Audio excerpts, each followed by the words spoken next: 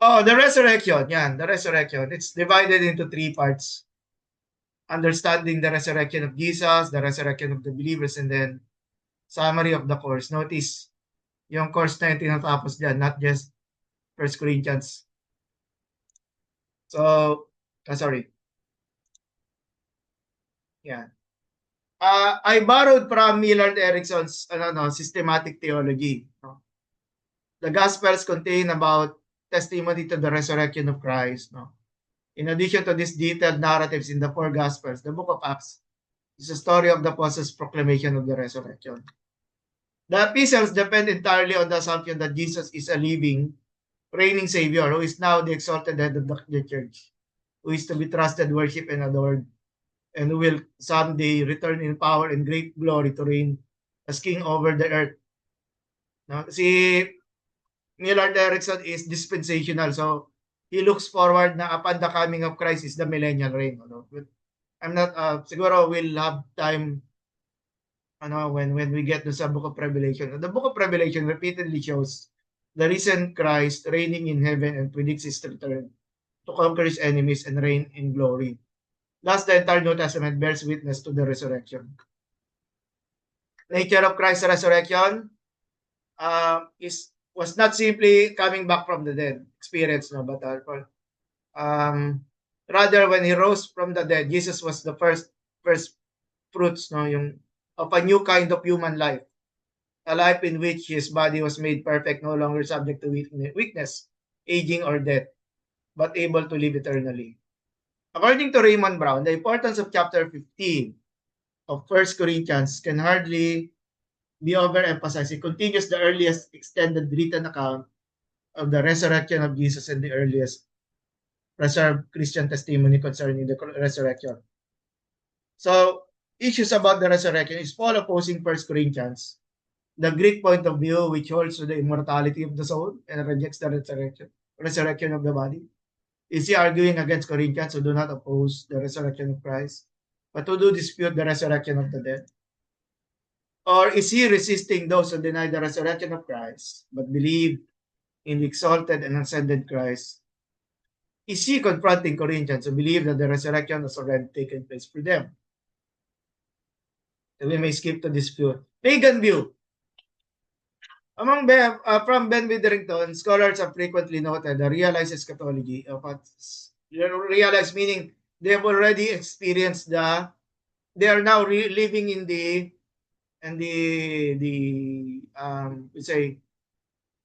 experiencing resurrected bodies upon their receipt of the message of the gospel.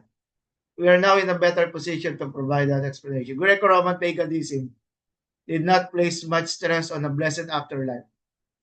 Religion was to be practiced for its present benefits such as health and safety. According to Justin, one of the church fathers during the 2nd century, he refers to the practice of pagan magic tombs, the calling forth of departed spirits. So from a Roman point of view, the spirits of one's ancestors, in particular, the genius of the pater familias, were especially important. We may skip to this now. Okay, some of the Corinthian Christians apparently made much of water baptism. And perhaps some believe that if they perform proxy baptism on behalf of the dead correctly, the dead would then receive salvation as the benefit conveyed by the Christian water ritual. So, of course, this is not true. Another factor that may have fueled the practice of proxy baptism, and siguro pwede natin skip tong ano.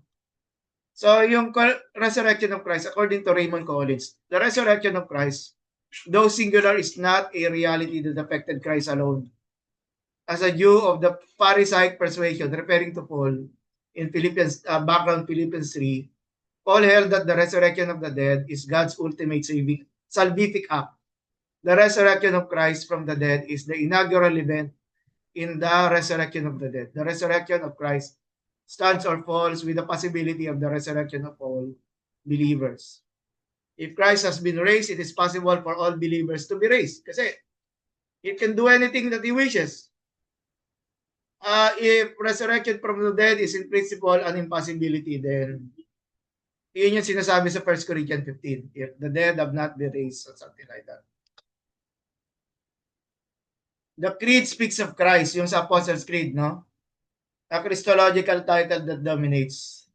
Sorry, hindi pa tayo, yung creed referring doon sa 1 Corinthians 15. If we live for Him, we will, ano. So, Paul presents Christ as the object of the creed. The use of the Christ title is consistent with the usage throughout 1 Corinthians, where the Christ title is highlighted with the first mention of the gospel. On the resurrection body, according to Anthony Tisselton, the Old Testament tradition, which stands behind Romans 4 and 1 Corinthians 15, witnesses to the God who kills and makes alive. Yun naman yung meaning talaga ng resurrection. Yet Moxnes argues that Paul reinterprets this motif, the transfer from death to life, thereby providing a new identity for a new community. God can raise up children of Abraham from the stone. So again, yung miraculous power ang being highlighted sa Matthew 3. Hence, Paul uses this figure of the nothingness of death to expound the establishing of the divine promise of life and identity to the nothings, to the disinherited, to those who have no degree of honor, no, and to the Gentiles.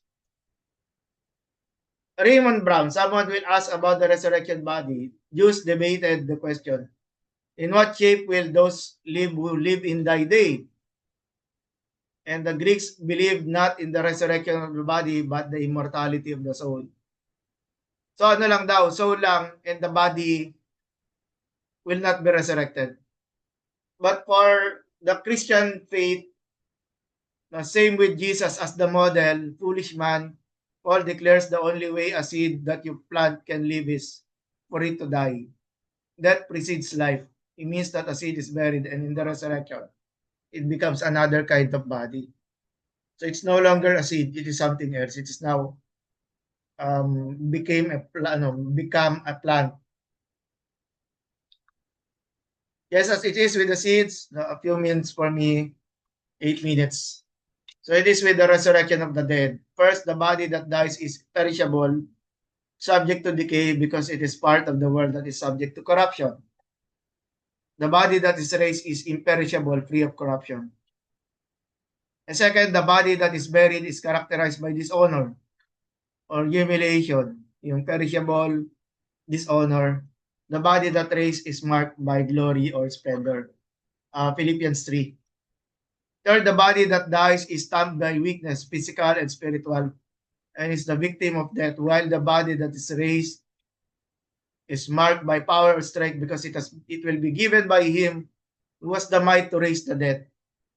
Fourth, the body that dies is a physical body, subject to the limitations of mortal creature, while the body that is raised is a spiritual body. No? So body with of course, a resurrected body, and it's still the spirit living in it, animated by the Spirit of God, supernatural because it is fit for the life with God who is spirit.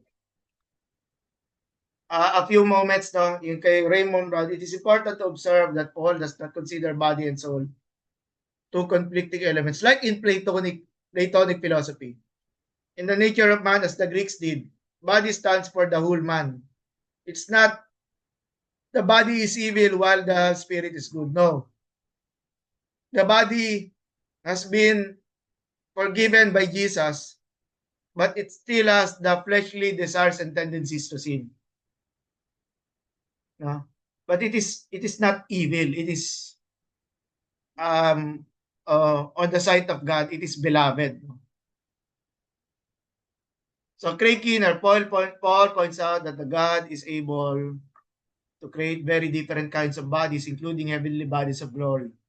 An immortal body is not like our current flesh. The present body provides a pattern, not the substance, although Paul expects whatever remains of it to be transformed.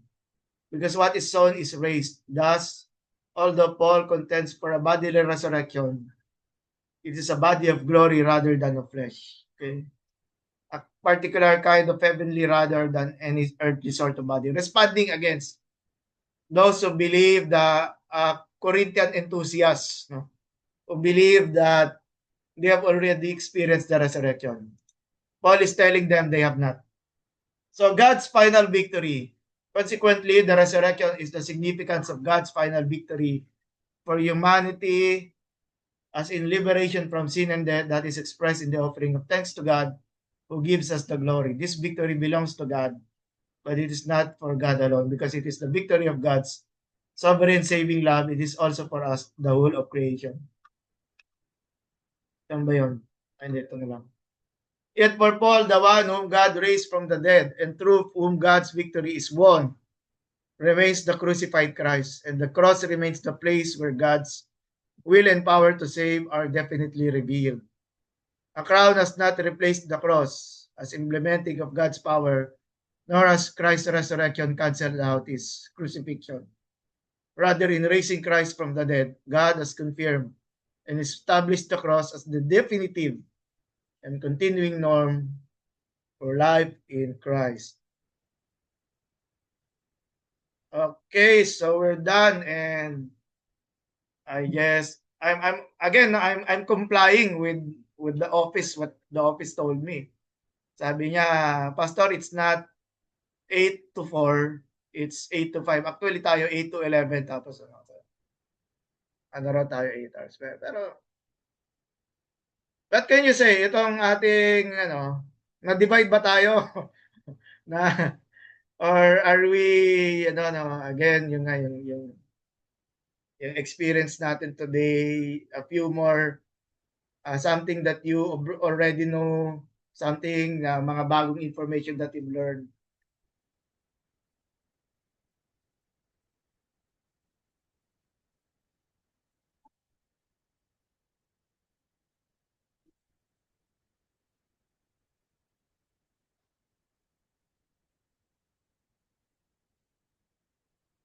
Ano na lang yun, you just say one sentence or anything what you've learned for the entire discussion natin ng First Corinthians. Sige, si Sir, Kuya Jan. Sige. actually, it's information overload. Actually, it's really something, a lot of new things, especially pagdating sa background, specifics, details about the church that made it more, that it made the letters of Paul more relevant, and it has brought clarity in a lot of things. So thank you so much, for the exposition.